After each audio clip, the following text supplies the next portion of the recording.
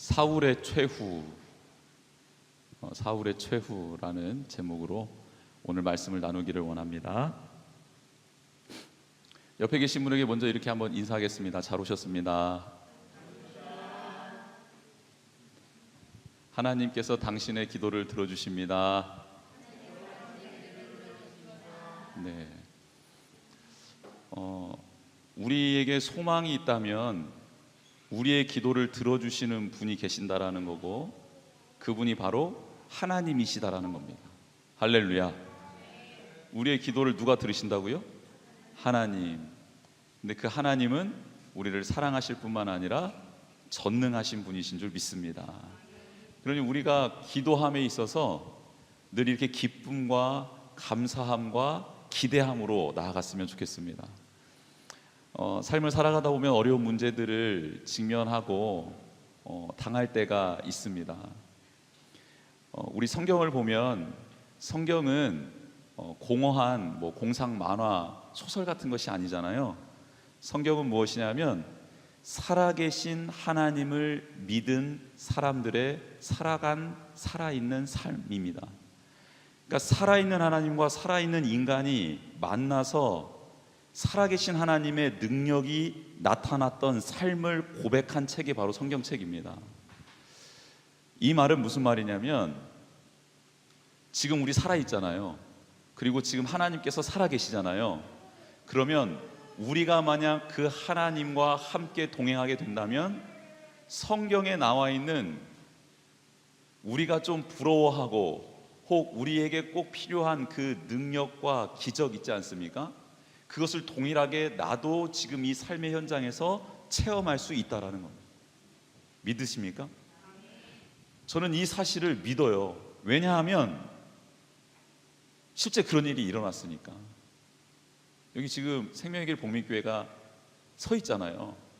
근데 이게 정말 기적입니다. 기적이고 하나님께서 해주지 않으시면 할 수 없는 일들이 많이 일어났어요. 그런데 저는 여기에서 안주하고 싶지 않아요. 이게 다가 아닌 거죠.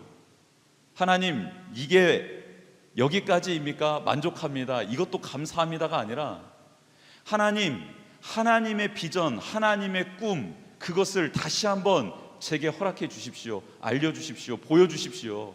제가 하나님이 부르시는 그날까지 이 믿음의 길을 끝까지 완주하고 싶습니다. 그리고 이 믿음의 길 끝에 예수님께서 두 팔 벌려 나를 환영하시면서 그래 잘하였도다 라고 칭찬해 주시는 그 칭찬 한마디, 그거 받고 싶습니다 라는 갈망함이 있습니다. 간절한 소망이 있어요. 그런데 그 길이 순탄합니까? 어렵습니까? 성경에 보니까 순탄했던 사람이 한 명도 없어요. 다 어려웠습니다. 하나님께서 소명을 주셨고 믿음을 주셨고 기적을 베풀어 주셨음에도 불구하고 그 모든 것들을 누렸던 믿음의 선배님들의 삶은 하나같이 평탄한 길이 하나도 없었다라는 겁니다. 지금 사랑하는 성도님들의 삶이 평탄하지 않습니까? 그러면 하나님께서 여러분을 통해 일하시려고 준비해 놓은 거룩한 장애물이 될 줄 믿습니다. 이것을 피하시잖아요. 그러면 하나님의 능력은 경험할 수 없습니다. 근데 이 문제 앞에 여호와의 이름을 부르고 여호와의 이름을 송축하고 하나님의 말씀을 붙잡고 하나님이 행하실 것을 기대하고 도저히 이 막힌 문제가 풀어질 것 같지 않고 해결되지 않을 것 같고 도대체 뚫리지 않을 것 같은 이 문제 앞에서 하나님을 믿고 그 믿음으로 그 문제 앞에 서서 여호와 하나님을 찬양하는 우리 성도님들이 되시기를 주님의 이름으로 축복합니다. 우리에게는 힘이 없어요. 그러나 우리가 믿고 있는 우리의 기도를 들으시는 그분은 힘이 있는 줄 믿습니다. 이것을 이 땅에서부터 체험하게 하시려고 우리에게 믿음을 주신 것입니다. 이 땅에서부터 경험하라고 예수 그리스도가 오셔서 그의 몸을 내어주신 것입니다. 그의 모든 것을 내어주시며 우리를 자녀 삼아 주신 것이죠. 내 안에 그분이 계신 것입니다. 내 안에 그분이 살아계시는 이유는 그 모든 문제 앞에서 여호와 하나님의 능력을 경험해서 이 땅에서부터 천국을 맛보라는 뜻인 줄 믿습니다. 오늘 이 본문에 등장하는 사울도 그의 삶이 평탄하지 않았습니다. 하나님께서 사울을 너무너무 사랑하셨어요. 그래서 이스라엘 민족의 초대 왕으로 사울을 택할 정도로 사울을 사랑하셨습니다. 얼마나 하나님께서 인정하셨는지, 그리고 그 백성 가운데 고르고 고른 사람인지는 사무엘상에 보면 너무나도 자세히 나와 있습니다. 사울을 하나님께서 택정하여 주시고 사울에게 사무엘을 통해 말씀을 주셨습니다. 무슨 말씀이냐면, 너를 왕으로 세운 자는 누구다? 여호와 하나님이다. 이 나라의 주인은 나고 내가 너에게 맡겼느니라. 그러니 너는 교만하지 말고 너의 뜻대로 이 나라를 다스리지 말고 오직 누구의 말씀을 따라, 여호와 하나님 나의 말을 따라, 나의 언약을 따라 이 백성을 통치하고 다스리거라 라고 사무엘 선지자를 통해서 사울 왕에게 분명히 말씀을 주십니다. 그럼 사울은 무슨 사실만 기억하면 됩니까? 내가 이 자리에 있는 이유는 누구 때문이다? 여호와 하나님 때문이다. 이 나라의 진짜 주인은 누구시다? 하나님이시다. 이 나라의 백성은 누구의 백성이다? 하나님의 백성이다. 그렇기 때문에 내가 이 자리에 있지만 내 뜻대로 살아가는 것이 아니라 누구의 뜻대로? 하나님의 뜻대로 살아가야 된다라는 것만 잊지 않으면 되는 자리였습니다. 에덴 동산에서도 아담과 하와는 그 사실 하나만 잊지 않았다면 영원한 생명을 하나님과 함께 누릴 수 있었던 복을 받은 사람들이었습니다. 어려운 문제가 아니었던 것 같습니다. 어려운 문제가 아닐 것 같았습니다. 그래서 사울은 기쁘게 출발을 했습니다.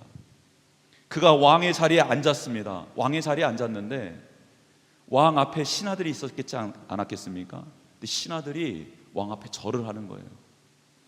사울 왕이 무슨 말만 하면 그 신하들은 제각제각 움직이는 겁니다. 백성들에게 무언가를 말하면 백성들은 순종할 수밖에 없는 자리가 그 왕좌였다라는 거예요.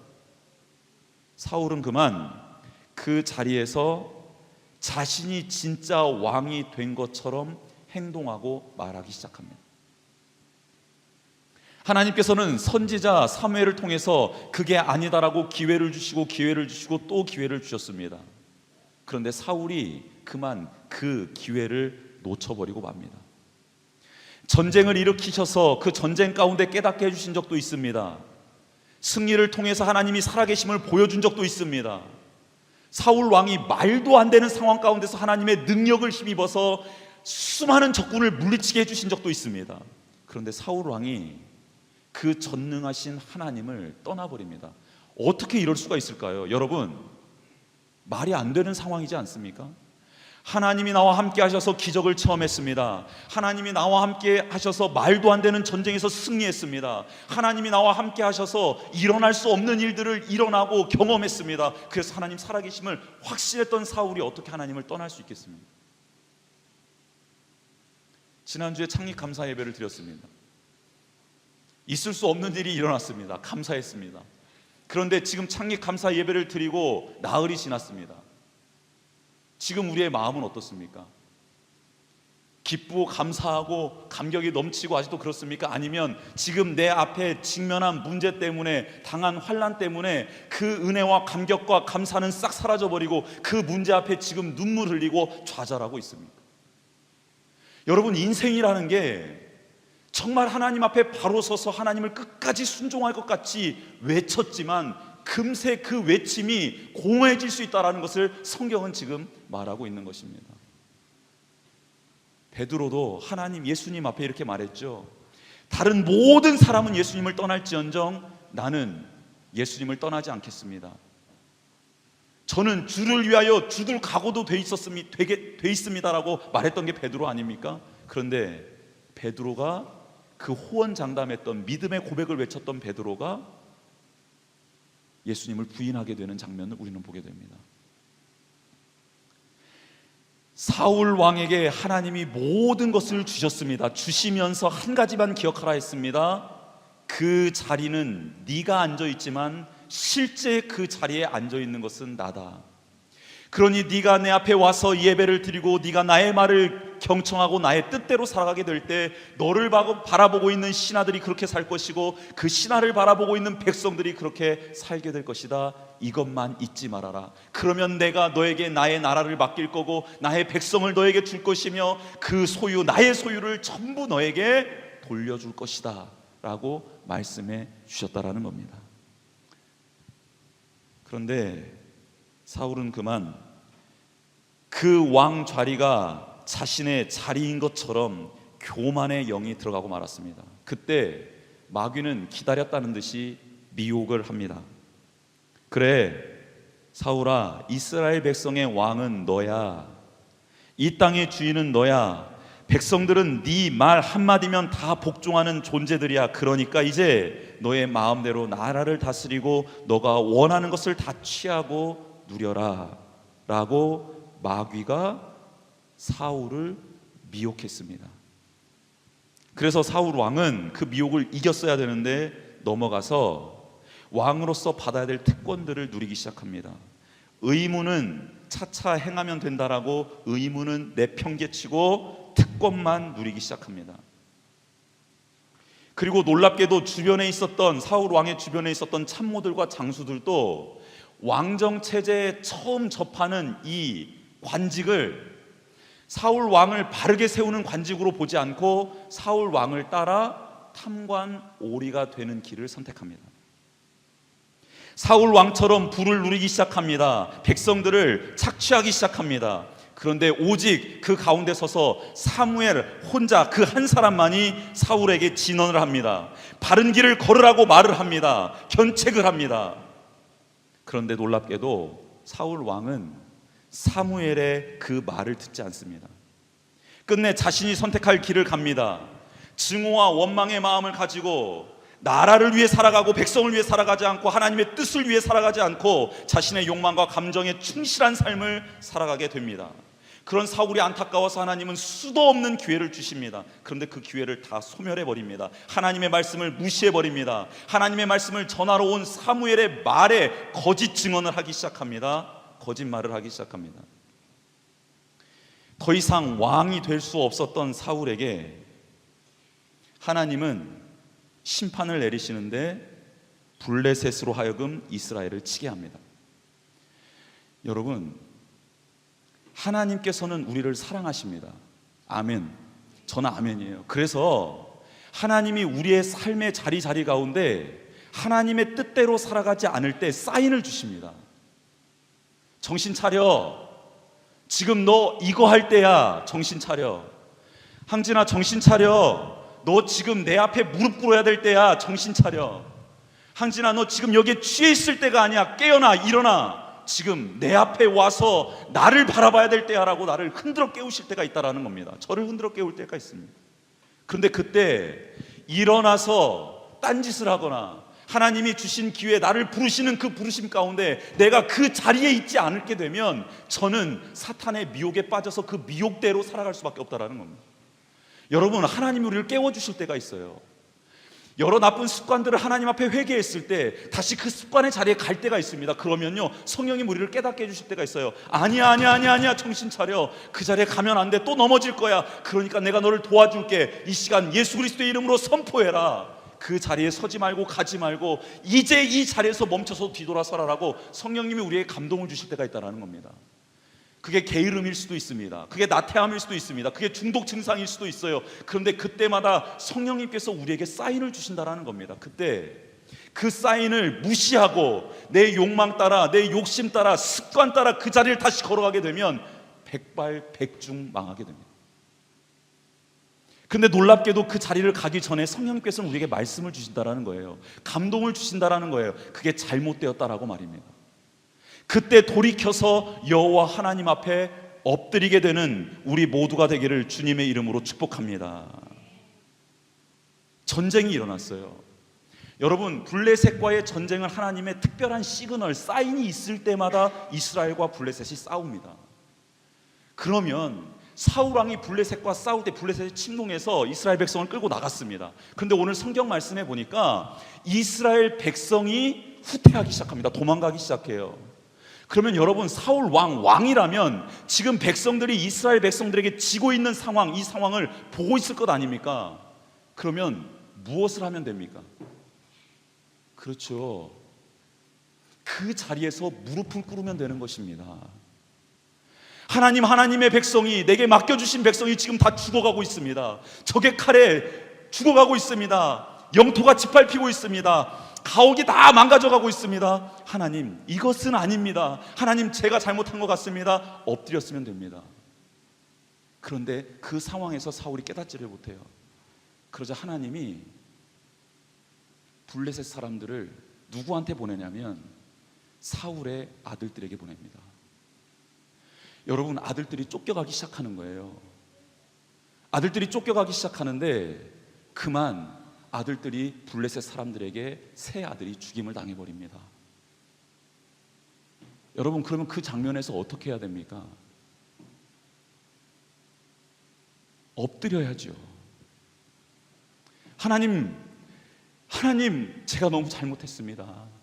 제가 수많은 기회를 날렸는데 이 마지막 기회는 제가 잡겠습니다라고 엎드렸어야 되는 것 아닙니까? 그런데 그때도 엎드리지 않습니다. 그래서 블레셋 사람들이 이제는 누구를 쫓아오기 시작하냐면 사울을 쫓아옵니다. 사무엘상 31장에 보니까 어떤 활 쏘는 자가 활을 쏴서 사울이 치명상을 입습니다. 그리고 계속 도망가는데 너무 가까이 쫓아와서 오늘 말씀에 보니까 심히 두려워하더라라고 성경은 말하고 있습니다. 사울이 심히 두려워서 병기든 자, 무기든 자에게 말을 하죠. 너의 칼을 빼서 내가 할례 받지 못한 이 이방인들에게 죽임당하는 수모를 당하지 않게 네가 나를 죽여라라고 말을 하죠. 근데 무기든 자가 차마 두려워서 죽이지를 못합니다. 여러분, 왕이라고 한다면 백성을 위해서 하나님이 맡기신 나라를 위해서 최후의 칼을 뽑아서 자신이 생명을 다하는 날까지 싸우는 게 왕 아닙니까? 그런데 지금 사울 왕은 이미 영적으로 타락했을 뿐만 아니라 이성적으로, 감정적으로 한 나라의 왕으로서 자질마저 다 사라져버린 상태라는 것을 성경은 지금 말해주고 있습니다. 놀라운 사실은 사울이 왕이 되었을 때 하나님께서 그에게 능력을 주셨습니다. 기름을 부어주셨어요. 통치권, 지도력, 모든 것을 다 그에게 주셨습니다. 그래서 그의 말 한마디면 전국에서 병사들이 일어나서 하나님, 이 거룩한 전쟁을 위해서 싸울 준비가 되었던 것이 바로 이스라엘 민족이었다라는 거예요. 근데 오늘 본문에서는 그런 모든 능력이 다 사라져버린 사울의 모습이 나옵니다. 사랑하는 성도 여러분, 오늘 본문은 너무나도 중요한 사실을 우리에게 알려주고 있습니다. 영권이 무너져 버리면요, 하나님이 주신 모든 능력이 사라져 버린다라는 겁니다. 하나님과의 관계, 영적인 이 스페셜한 관계, 눈을 감으면 하나님이 보이고 하나님의 말씀이 선명하게 들릴 뿐만 아니라 그 말씀이 나를 격동시키고 그 말씀이 나를 이끄는 이 살아있는 영성이 없다면 하나님이 우리에게 주신 은사와 능력, 하나님 우리에게 주신 모든 것들은 다 사라져 버린다는 거예요. 사랑하는 성도 여러분, 하나님이 주신 것들을 정말 하나님이 주셨다라고 인정하는 기도의 시간을 갖기를 주님의 이름으로 축복합니다. 하나님이 저를 이 자리에 세우셨습니다. 하나님이 저의 가정을 이루셨습니다. 세워주셨습니다. 하나님이 우리 교회를 세워주셨습니다. 하나님이 이 나라를 세워주셨습니다라는 이 겸손함, 하나님의 주권을 인정할 때만이 하나님이 우리에게 주신 능력이 계속해서 선하게 발휘될 수 있고, 그 영향력으로 말미암아 하나님의 나라가 우리 가정에 서고, 하나님의 나라가 우리 교회에 서고, 하나님의 나라가 우리 직장 가운데 임하며 하나님의 나라가 우리가 기도하고 있는 이 나라 민족 열방 가운데 세워지게 될 줄 믿습니다. 적군을 향하여 겨누어야 될 칼이, 사울의 칼이 자신의 배를 향합니다. 말씀해 보니 칼을 세워놓고 그 위에 엎드러졌더라라고 말을 하고 있습니다. 그런데 이렇게 해서 죽음이 끝났다면, 이렇게 해서 사울이 매듭지어졌다면 얼마나 감사하겠습니까? 그런데요, 사랑하는 성도 여러분, 죽는다고 끝나는 게 아닙니다. 죽는다고 끝나는 게 아니에요. 사울은 죽었잖아요. 근데 블레셋 사람들이 전리품을 취하려고 죽인 이스라엘 백성들의 갑옷들을 싹 벗기기 시작합니다. 그런데 사울을 발견한 겁니다. 갑옷을 벗겼을 뿐만 아니라 사울의 목을 자르지요. 목을 다곤 신전 앞에 걸어두고 그의 몸은 벳산 성벽에다 걸어놓습니다. 여러분, 여호와 하나님을 믿노라 하면서 여호와 하나님과의 영권을 소홀히 여기고 하나님이 주신 것을 하나님이 주셨다고 고백하지 못하고 교만해져서 사탄의 미혹을 받은 사람들은요, 우상에게 영광 돌리는 존재로 타락해진다라는 겁니다. 여러분, 근데 더 무서운 건 뭡니까? 그렇게 시체가 유린당하는 것뿐만 아니라 불명예를 떠안는 것뿐만 아니라 우리의 영혼은 하나님 앞에 서서 판결을 받을 날이 있다는 겁니다. 그 판결 이후에는 영원한 것들이 기다리고 있지요. 영생 혹은 영벌입니다. 하나님은 사랑의 눈먼 분입니다. 그래서 영원에 비하면 우리의 인간의 일생이 찰나와 같은 인생인데, 이 찰나와 같은 순간에 예수 그리스도를 영접하고 그분을 나의 주인으로 모시고 그분의 말씀을 사모하며 말씀 따라 순종하여 예수 그리스도를 닮아가기 위해서 성령님을 의지했던 사람을, 이 찰나와 같은 시간에 그렇게 산 사람을 영원의 생명으로 축복해 주시는 분이 바로 하나님이십니다. 사랑의 눈먼 분이 맞습니다. 사랑에 눈멀지 않고는, 우리를 진짜 사랑하지 않고는 이런 말도 안 되는 딜을 할 수가 없는 것이죠. 말도 안 되는 축복을 줄 수 없는 것입니다. 여러분, 우리가 영원히 살 것 같습니까? 아니에요. 의술이 발달했습니다. 의학이 발달했습니다. 120년까지는 건강하게 살 수도 있을 것 같습니다. 근데 그 다음엔 어떻게 됩니까? 모든 사람이 오늘 사울이 당한 이 죽음을 맛보게 될 것입니다. 그런데 그 죽음이 끝이 아니라는 겁니다. 여러분의 죽음 이후에 여러분의 장례식장 어떨 것 같습니까? 근데 그 장례식장이 엉망이어도 괜찮겠습니다. 그런데 여러분이 죽고 난 다음에 여러분이 하나님 앞에 섰을 때 그 판결 앞에 여러분은 어떤 영원한 것을 누리게 될 것 같습니까? 여러분, 이게 바로 하나님 아버지 앞에 겸비하고 하나님 아버지 앞에 겸손한 자들의 신앙의 자세라는 것입니다. 사랑하는 성도 여러분, 오늘 사울은 이렇게 비참한 죽음을 맞이했습니다. 그런데 이 비참한 죽음을 맞은 이유에 대해서 오늘 성경 본문은 이렇게 말하고 있습니다. 13절입니다. 사울이 죽은 것은 여호와께 범죄하였기 때문이라 라고 기록하고 있습니다. 여호와께 범죄했다. 이 범죄가 무엇인가? 이후에 설명을 하고 있습니다. 한번 같이 읽어볼까요? 그가에서부터 시작. 그가 여호와의 말씀을 지키지 아니하고 또 신접한 자에게 가르치기를 청하고. 아멘. 여호와의 말씀을 사울은 들었습니다. 사무엘에게 너무 정확한 하나님의 음성을 들었습니다. 그런데 그 음성을 자기의 감정과 자기의 생각과 자기의 경험대로 왜곡시켜 버립니다. 하나님의 말씀을 들었을 때 그 말씀을 준엄하게 여기고 존중하며, 그래서 그 말씀을 하신 하나님이 어떤 분이신지를 알고 그 말씀을 온전히 받고 지켰어야 하는데 그 말씀을 희석해 버렸습니다. 그래서 하나님의 말씀을 지키지 않은 겁니다. 하나님의 말씀뿐만 아니라 하나님을 경홀히 여긴 것입니다. 그것을 성경은 지금 범죄했다라고 말하고 있고 하나님의 말씀을 지키지 않았다라고 말하고 있습니다. 하나님의 말씀이 떨어지면 그 말씀을 가지고 씨름하고 그 말씀이 내게는 지킬 수 없는 것이지만 성령님의 도우심으로 지켜나가려고 할 때 그 말씀의 능력이 나타나는 것인데, 지레 겁먹고 말씀이 임했을 때 그 말씀을 나의 잣대로 판단합니다. 나의 생각으로 판단합니다. 나의 경험으로 판단합니다. 그래서 내 식대로 해석해서 내 식대로 행합니다. 그것을 성경은 범죄함이라고 말하고 있고 하나님의 말씀을 지키지 않았다라고 말하고 있습니다. 하나님의 말씀을 가볍게 여긴 사울은 자신의 식대로 하나님의 말씀을 해석했고 그대로 실행했습니다. 그런데 하나님은 그것을 불순종이다라고 말을 하신다라는 겁니다. 또 사울은 신접한 자에게 가르치기를 청하고 라고 말하고 있습니다. 여러분, 사울이 하나님 앞에 기도를 했습니다. 사무엘에게 말씀을 듣고 싶었는데 사무엘이 죽고 난 다음에 하나님 말씀을 들을 길이 없으니까 어디로 찾아갔냐면 신접한 여인에게 찾아간 거예요. 신접한 여인에게 찾아가서 사무엘을 불러달라 해서 사무엘의 영이 임해가지고 사무엘이 말을 해주는 것을 듣지요. 그런데 사랑하는 성도 여러분, 우리가 신앙생활 하다 보면 하나님 앞에 엎드렸을 때 하나님의 음성이 들리지 않을 때가 있습니다. 그렇죠? 답답할 때가 있어요. 나는 빨리 해결받고 싶은데 하나님의 음성이 더디 올 때가 있습니다. 그렇다고 해서 그 자리를 뜨거나 포기해서는 안 된다는 것입니다. 예수님께서 승천하시면서 제자들에게 이런 부탁을 합니다.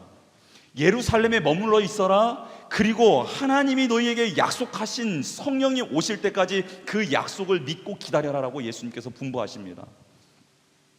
언제 오실지는 모르겠지만 반드시 오실 거야. 그런데 너희들은 예루살렘에 있으면 죽음을 당할 수도 있어. 그렇지만 죽음을 무릅쓰고 너의 생명을 걸고 이 자리를 지켜라. 반드시 온다. 하나님의 약속은 반드시 임한다. 딴 길로 새지 마라. 여기가 두렵다고, 여기가 무섭다고 이 자리를 떠나지 말아라. 반드시 지켜야 된다. 왜? 하나님이 약속하셨으니까. 여러분, 성경에서 하나님께 부르짖는 자에게 하나님 응답하신다 말씀하셨습니까? 안 하셨습니까? 하나님은 하나님의 자녀가 부르짖을 때, 하나님의 백성이 간구할 때 하나님은 긍휼을 베풀어 주신다. 성경은 분명히 말씀하고 있습니다. 그러면 사울은 사무엘이 죽었을 때에도, 혹 하나님의 말씀이 들리지 않아서 듣고 싶을 때에도 어떻게 했으면 됩니까? 하나님이 말씀해 주실 때까지 그 자리에서 석고대죄했으면 됩니다. 하나님 말씀이 들리지 않으면 저는 이 자리에서 죽을 수밖에 없습니다라고 그 자리에 끝까지 머물렀어야 합니다. 그런데 쉬운 방법이 생각난 겁니다. 자기가 할 수 있는 길이 생각났던 것입니다. 그래서 일어나 그 길로 걸어간 것이죠. 그래서 신접한 여인에게 가서 쉽게 답을 얻으려 했다라는 겁니다. 사랑하는 성도 여러분, 우리는 하나님 앞에 머무르기보다는 하나님의 뜻을 묻기보다는 우리의 식대로, 우리의 생각대로 빨리빨리 행하려고 하는 버릇이 있는 것 같습니다. 근데 이것을 성경은 범죄라고 말을 하고 있습니다.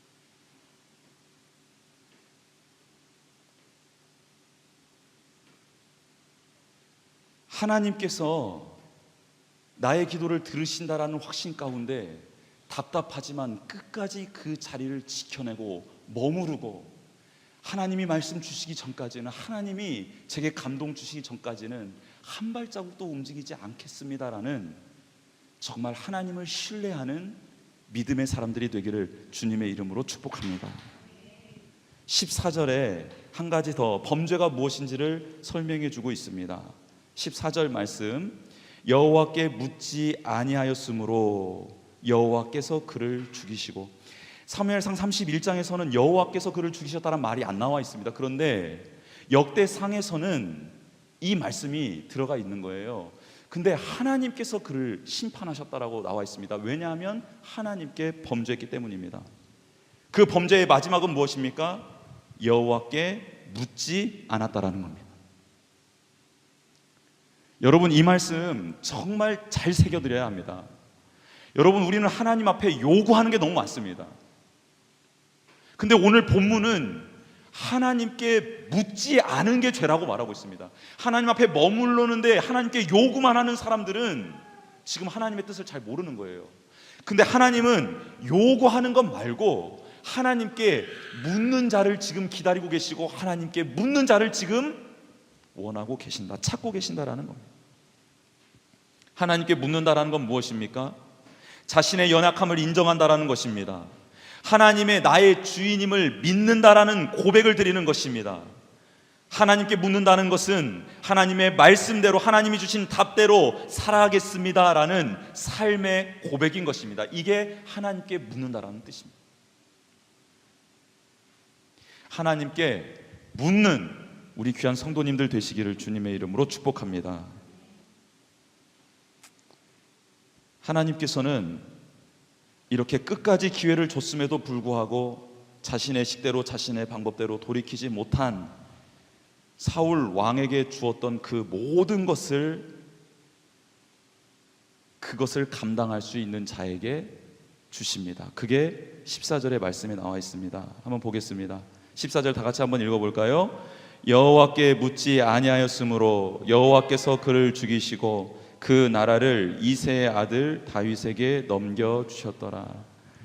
하나님이 사울 왕에게 다 주셨던 것을 그가 감당하지 못하게 되자 그것을 다른 이에게, 합당한 이에게 전달해 주는 장면으로 오늘 이 말씀은 끝나고, 그것을 전달받은 자 다윗은 계속해서 선대 왕이었던 사울 왕의 과오를 범하지 않기 위해서 하나님께 집중하고 또 집중하고 또 집중하고, 범죄하였을 때에도 하나님이 모든 것을 하나님이 다 취하셔도 되겠지만 하나님의 영만은, 거룩한 성령님만은 제게서 거두지 말아 주십시오. 하나님과 교통하고 싶습니다. 이것만큼은 지킬 수 있게 해주십시오라고 하나님께 꿇어 엎드리는 자가 되었다라는 것이죠. 그 말을 오늘 11장 9절에서는 만군의 여호와께서 함께 계시니 라는 표현을 쓰고 있습니다. 사랑하는 성도 여러분, 오늘 이 기도의 자리를 통해서 사울 왕이 범죄했던 사실을 타산지석으로 삼기를 원합니다. 그리고 오늘 다윗이 걸어갔던 여호와께서 함께 하시는 그 길, 그래서 다윗이 점점 강성하여가 아니라 여호와께서 함께 하시니, 여호와를 의지하니, 여호와께 물으니, 여호와의 말씀을 지켜 행하니,